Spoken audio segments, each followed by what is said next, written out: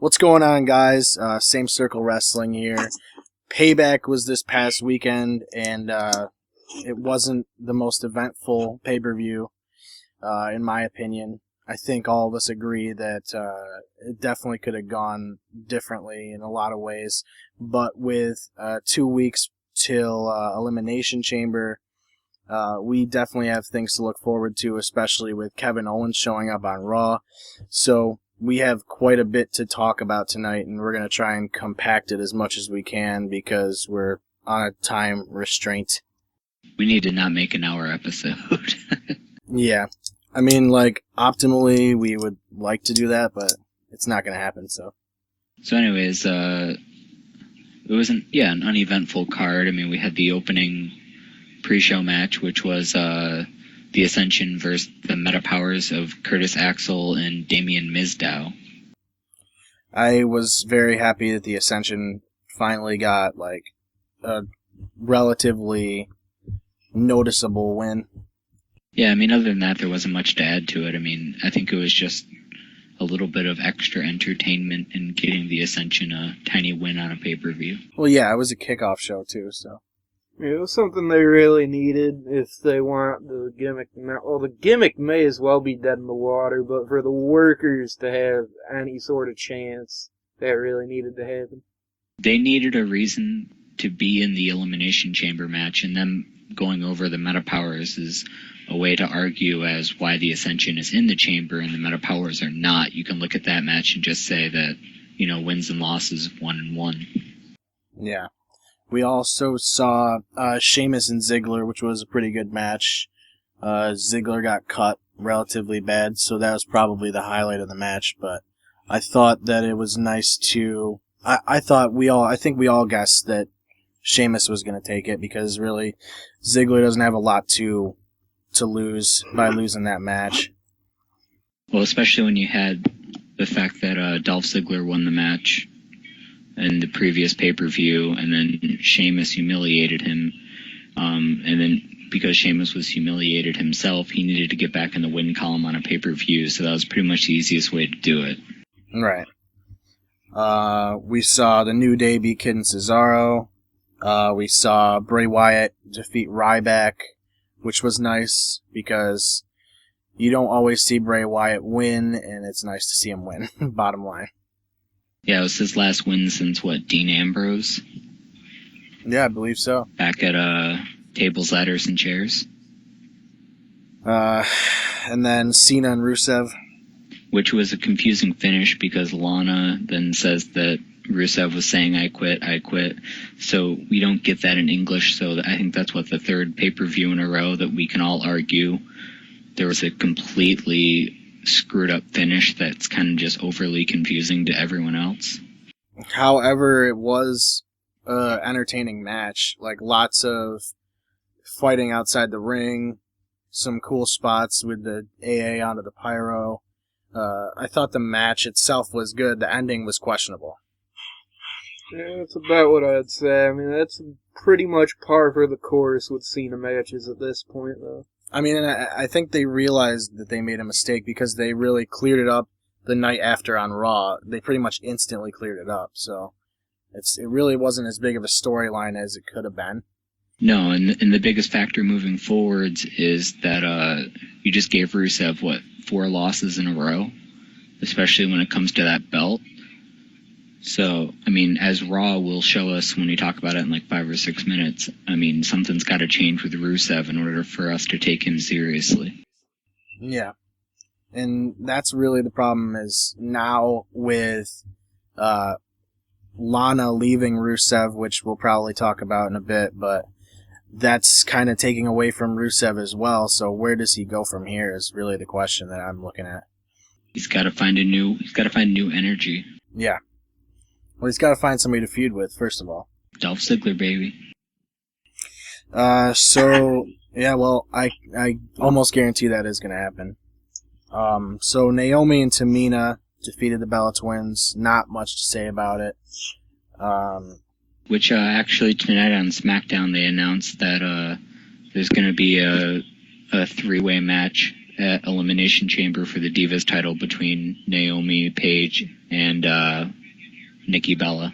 Yeah, and Paige just returned on Raw, I believe. So it's good to have her back, somebody else to throw into the Divas title picture.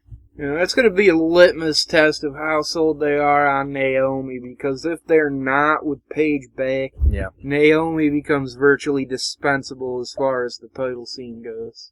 That whole Divas mess is a litmus test of problems, because I can tell you they can easily be replaced, especially if we're going to talk about the NXT Takeover that we witnessed. Well, I think the reason they put Tamina with Naomi is because they don't have the faith in Naomi that she can be solo. Right.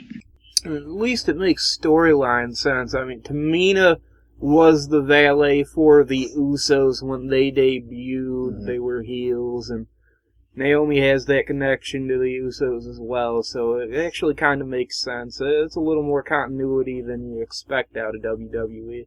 Yeah. Right, but it's like they never were together before that.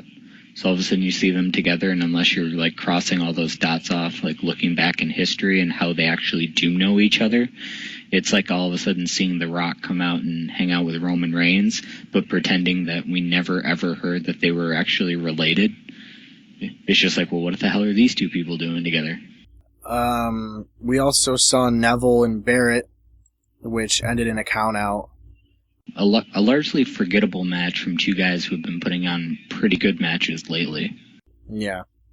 I think it's hard for Neville to not put on a good match, but, in the middle of this card, it was definitely forgettable. Yeah, and then we had the main event, which was the Fatal 4-Way between Randy Orton, Dean Ambrose, and Roman Reigns, all on the heels of Seth Rollins trying to take his WWE title. We all said Seth Rollins would walk out with it, but we didn't want Seth Rollins to walk out with it. But that is eventually what happened, and it's all going to lead to Elimination Chamber. Which it definitely became more clear on Monday night when Dean Ambrose pretty much stormed his way back into the ring and said, "Hey, Seth Rollins, give me a title shot. What have you got to lose?" The match itself was relatively entertaining. You got to see the Shield. Oh, the triple power bomb. Yeah, sort of reunite for a second. And then you also saw Seth Rollins kind of adopting the pedigree, which we saw on Raw too, I think. But he can't do the pedigree correctly because they don't allow people to do it correctly anymore. And that's the problem. He's going to get a lot of shit for it not looking right. But there's only so much you can do nowadays because you're so limited. Yeah, it's funny that they took away the curb stomp because it was seen as too malicious a maneuver when really he was just stomping on people's backs, and all of a sudden they give him the pedigree where it's actually a painful maneuver, and now he has to do a weakened version of that and try to sell it as something that's painful. It's like they're just not helping him with a finisher. Yeah, exactly. Another aspect of that is the whole concussion issue that's so at the forefront in sports today, and if I'm not mistaken, they're actually dealing with lawsuits related to concussions. And in trying to get rid of the curb stomp, if you attribute it to those reasons, every finisher they've tried to give him in place of the curb stomp also targets the head. Pretty soon he's just going to start giving people noogies until they tap out. Yeah, just a headlock is his finisher. Yeah. I'd pay to see it. All right. What overall Payback was? It was meh. Yeah. Middle of the road. I mean, it was decent filler. It was worth $9.99, but it definitely wasn't worth like a $50 normal pay-per-view. Well, I mean, I think it was really you're paying $5 for it because considering the fact they had Elimination Chambers this month too. And you got Takeover, so it was $3.33. Basically. Notably, there was not actually much payback at Payback. Yeah. I think the only one that got Payback was Sheamus. Yeah, pretty much. Oddly enough. Because Sheamus got a win, well, Bray Wyatt got a win, which is payback for his booking and having to go under the Undertaker. Yeah. So then we move on to Raw.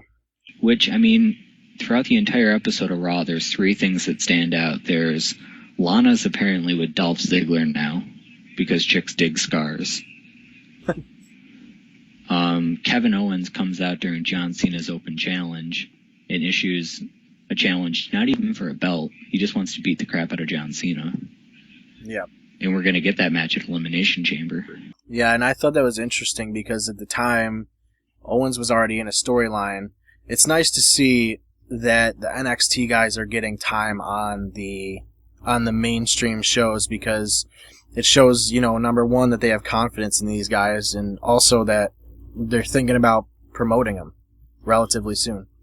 Yeah, and it definitely helps giving Owens somebody to feud with on a large scale, like having him go against Cena, because NXT, there's certain problems with their hierarchy with injuries, and there was one that was rumored to be cleared, and it was cleared, but it wasn't 100% cleared. We'll get to that later, but another top star that we thought was coming back is now going to be sidelined for a number of months.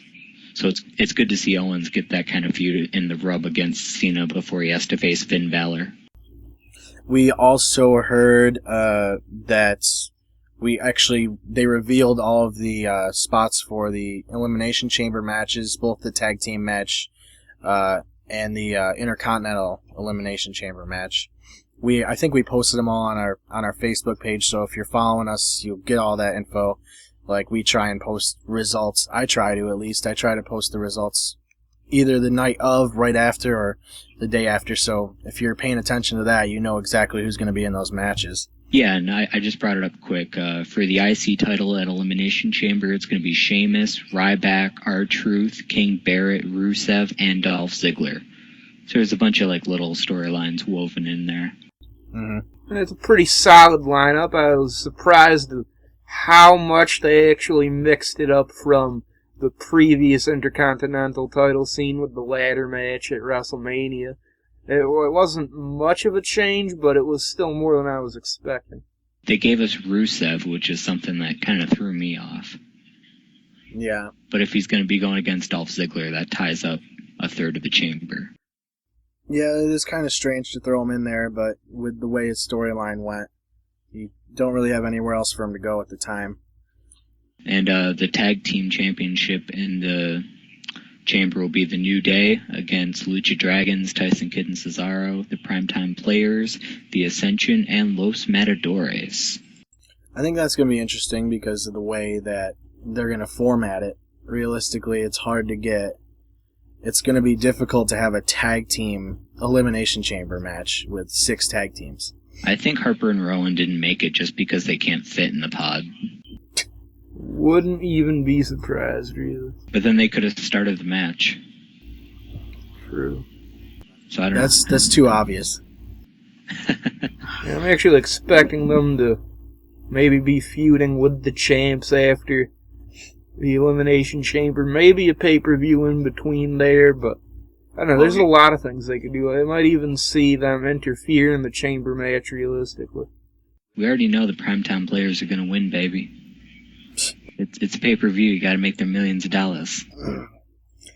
It's hard for me to say who's going to win this, but I think, honestly, that might go completely different direction and not go to New Day or Kid and Cesaro and just kind of bring somebody up. I think it's either going to be the Primetime Players or the Lucha Dragons who ultimately walk away. 2 fresh faces who are pretty damn over at the moment. That it'd just be good to get some new faces and prove that somebody outside of the 2 top teams of Cesaro and Kid and the New Day can legitimately hold that title. So, yeah, basically we just saw the Kevin Owens thing. We saw him powerbomb Cena. There's going to be the match at Elimination Chamber. I think we already mentioned it. We also saw Dean Ambrose get his title shot after threatening to beat the crap out of Seth Rollins the same way Seth Rollins beat the crap out of him. We saw Nikki Bella defeat Naomi, and that's when Paige came back. Basically, it beat the shit out of both of them. And like we said, that's going to end up being a triple threat. Yeah, which will be interesting. I mean, everybody's got a valet except for Paige.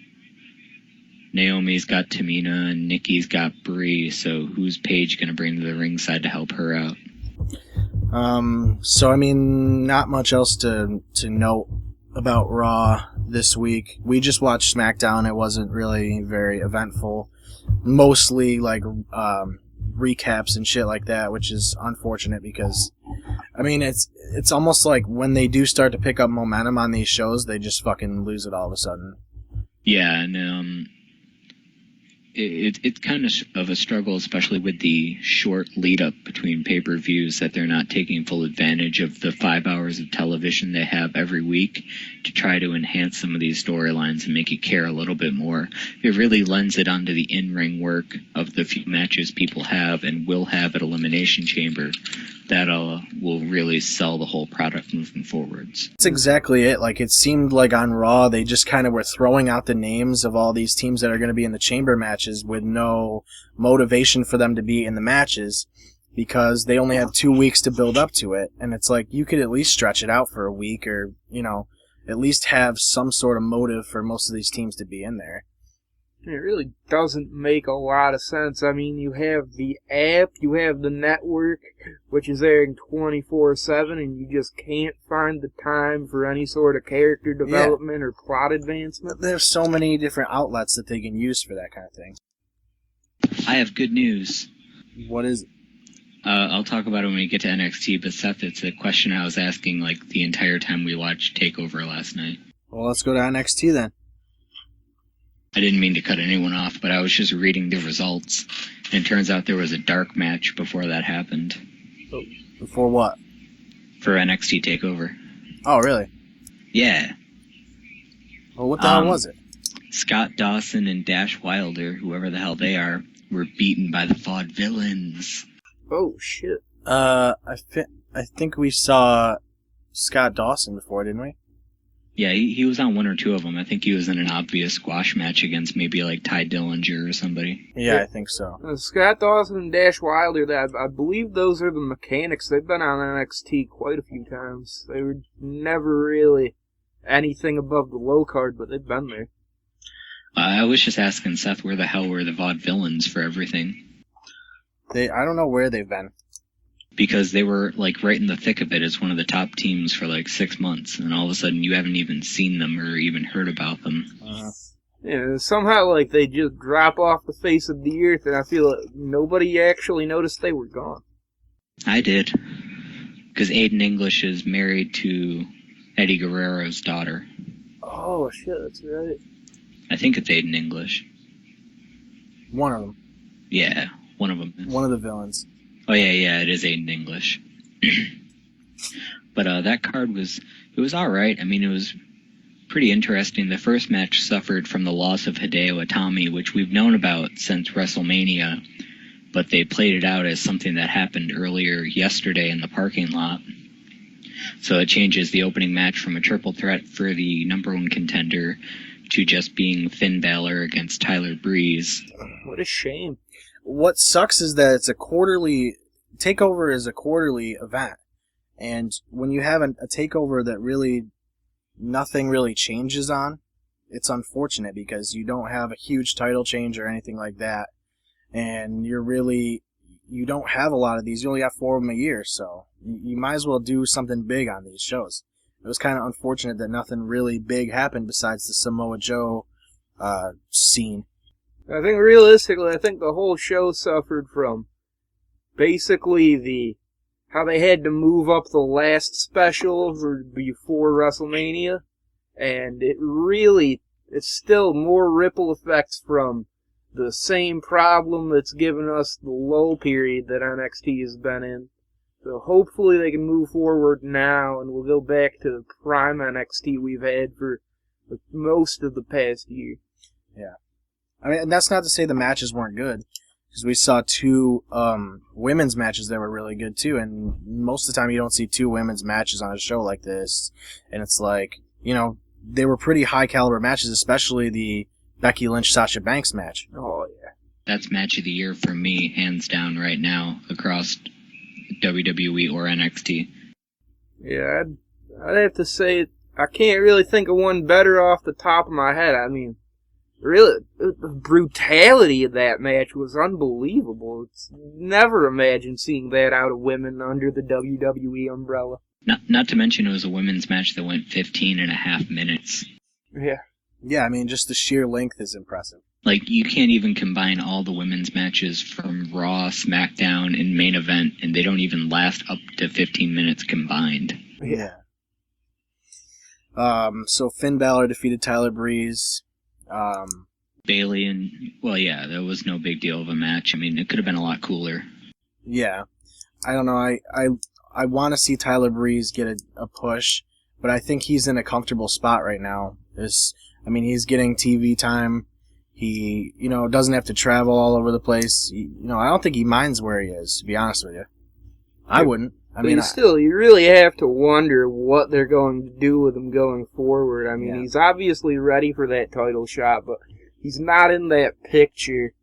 I would almost expect him to be the next call-up, really, just from the sheer fact of where he is on the card versus how ready he is. I think he gets it when Sami Zayn and Kevin Owens get called up and, guys like Finn Balor are left to kind of hold the title for, like, that short, brief period.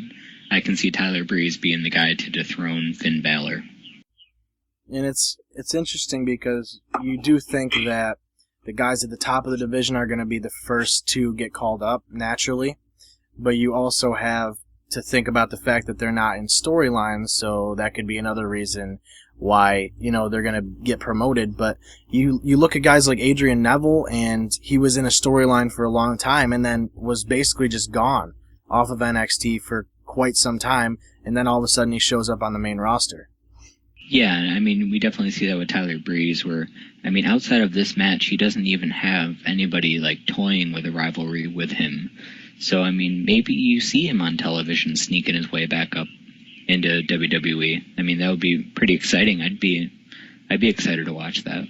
Yeah, it'll be interesting to see if they finally decide to run with that whole Marcus Louis stalking Tyler Breeze angle that they just seemed to drop a couple months ago. That's at least something for him to do. Because stalking is a crime.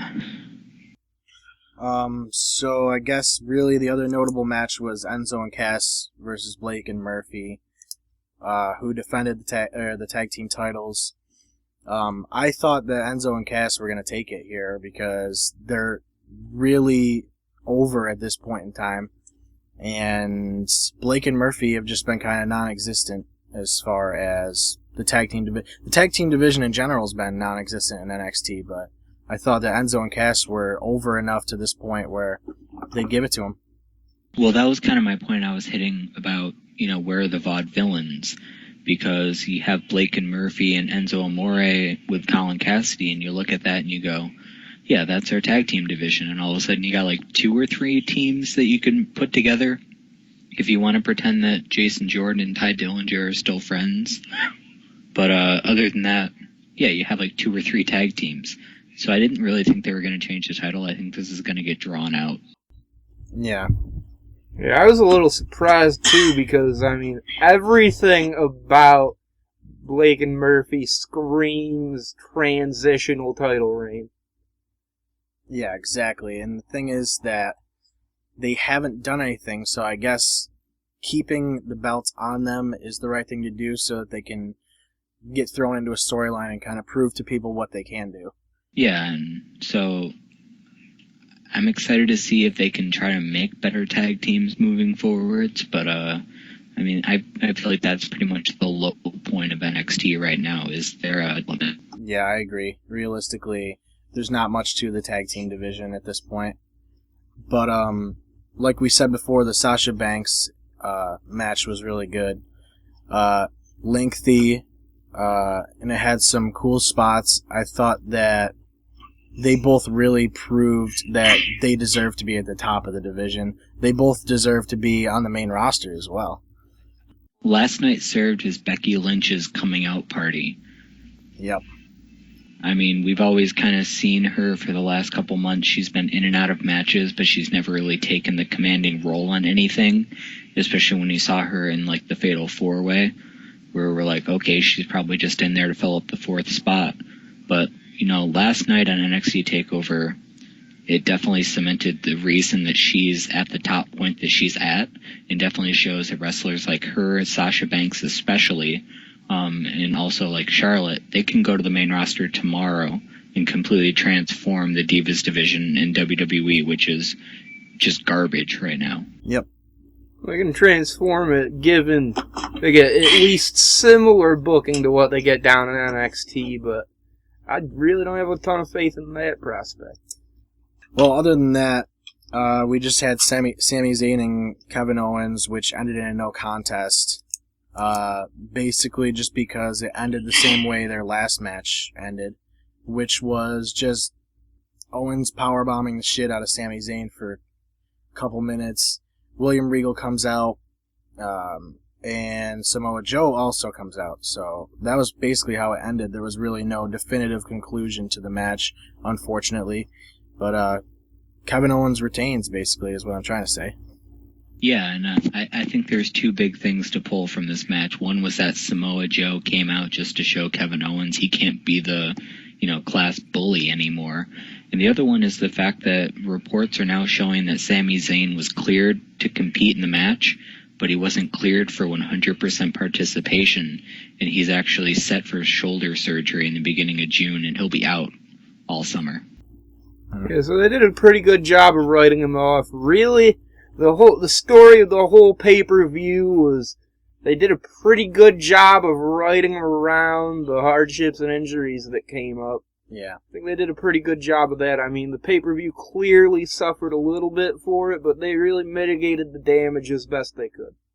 At the end of TakeOver, I have two big takeaways. One, Becky Lynch, she's here and she's here to stay. And number two, Samoa Joe, welcome to the party. Yep. And it's interesting to see where he's going to go as far as storyline goes. But with that, we'll move on to Lucha Underground and cap this off. I thought Lucha was awesome last night. I feel bad for Dario Cueto in his office. Well, yeah, I know. He's just everything in there is getting beat up. And he's always drinking or talking on the phone every time somebody goes through the window. I mean, you would almost think not to build your office 10 feet away from a wrestling ring, but geez, he's just having all kinds of problems halfway through his season. Or at least put it up there on that balcony that Angelico seems to have a love for. Yeah, if you put it up on that balcony, Angelico would have nothing to jump off of. Yeah, well, he'd probably still jump out of the window anyway. He can't jump out the window. Benoit. Oh my God, not the Benoit again. But, I mean, yeah, it was an interesting opening. We had, Prince Puma against the Moth? Yeah. Who, I mentioned before the show he was a Tough Enough Season 5 competitor, which Evilise was also on that season, and they've been playing those episodes on WWE Network, the past, month or whatever, 2 months or something like that. So, I thought that was interesting that they were both in the same season. Yeah, they at least made the Moth look like he belonged in the ring, if not belonged in the ring with Prince Puma, which is a little bit better than I was expecting. I didn't think they'd put him quite that much offense in. I was kind of expecting it to be an opening of the show squash match, but it really wasn't that bad. Yeah. Then we saw Tejano and Delavar Daivari, who's only had a couple matches with Lucha, but Big Rick ends up interfering, and the match goes to Tejano. And it just proves that Big Rick is a man whose loyalty is based on money. So based on not having his crew together that he ran the Trios title with, I mean, just seeing Big Rick out there doing whatever he wants to do based on the bill, especially if Daivari's got the money to front roll stuff, that could be a new faction joining within Lucha. Yeah, I could see that. Yeah, that's something, I mean, that really drives home the point of what you lack in WWE. Characters with a clear-cut motivation. I mean, it's almost a natural alliance of the Rich Daivari character with Big Rick. And it's exactly what the program like WWE is lacking. You know what? You don't have to make everything personal and have it be about, oh, this guy slept with my girlfriend or whatever, this, that, or the other thing. Here you got one guy, he's got tons of money. You got Big Rick, who likes money, boom, simple faction. You don't need to make everything so complicated in order for people to want to buy into it. Yeah. We also saw a very good ladder match for the Trios title we're watching right now. And Angelico basically, his finisher is now jumping off of the balcony because he seems to do it every time he gets a chance. But it looks good every time, and it's not like a Daniel Bryan kick to the chest thing that he does. I mean, it makes sense in the moveset. It's not like he just disappears for 5 minutes and shows up there all by himself. Except for the one part where the guy started beating him with a kendo stick. Yeah, well, I mean, he sells the shit out of it every time he does it, and it looks good. So, if you can keep doing it without getting hurt, I have no problem with it. I'll keep watching it. I wanted to see him try and run off the balcony and try to grab the title on the way down. That's a little bit too risky. Nah, it's Angelico. I would not even be surprised if they use that spot. Well, Bill, keep watching. I spoiled it. It'll happen. No, I already saw it, so. I was gonna ruin it for Bill. And it's over, so. Hey, Bill, do you want to hear a random fact of the night? Oh, yeah? I told this to Seth last night, but do you know who Becky Lynch's first trainer was? Oh, who's that? Prince Devitt. Oh, shit. Otherwise known as Finn Balor. God damn. Those Irish have to stick together. Yeah, well, there was only one wrestling school, so... So anyway, Ivelisse climbs the ladder and takes it, even with the injured ankle or whatever it is she has. It took her 15 minutes to get down the stairs into the ring, and it took her 30 seconds to climb the ladder. Yeah. That's the way it was scripted, so that's the way it happened. Yeah. I mean, I can't wait to see her with her cast off, to see, you know... It's going to be depressing that she can hold that title with the cast on. They're going to have to lose it eventually with her being fully functioning. Yeah, it's going to be interesting to see, like, who it goes to, too, because there's not really another trios team that really stands out. Except for the crew. Yeah, I guess. But I think that would factor into a Cueto storyline. And I also want to know what the hell he keeps talking to in that fucking cage. Cueto keeps talking to. Oh, he's talking to his brother. Well, yeah, but who's his brother? His brother is like an invalid. Have you not heard this backstory? No, I have not. His brother's like mentally retarded and they keep him in a cage. And all the money he has is his parents' money and he used it to build this wrestling thing. Is that real? Or is that theory? That's what I was hearing on another podcast because the guys went to a later taping where everything makes sense. Jesus Christ. And that theory about Dario Cueto being a ghost isn't true, but if you watch last night's episode, that girl who was talking to Cueto might be a ghost. I mean, I'll buy anything now. I mean, as far as Lucha goes, I mean, if Drago is a dragon that died and came back as a human, you can pretty much buy anything from Lucha Underground story perspective. But he went back to being a dragon. Well, yeah, that's... He's gonna marry a donkey. Everybody loves a Shrek reference. Alright, well, I think that's a good way to finish up this episode. Yeah, until Monday, or something like that. Something around then. Like, we don't really ever have a set schedule. We usually just kind of... We try to throw one up a week. Yeah, whenever we can, we just do it. So, thank you for listening, if you did. As always, check us out on Facebook. Follow us on Twitter. We always got those live tweets going, and we also have results being posted on Facebook, articles, and we do write-ups once in a while as well, so anything we can talk about as far as wrestling goes, we'll do it. Because we got nothing better to do. Nope. Same. Same. So, we'll see you next time. Thanks, guys. See ya.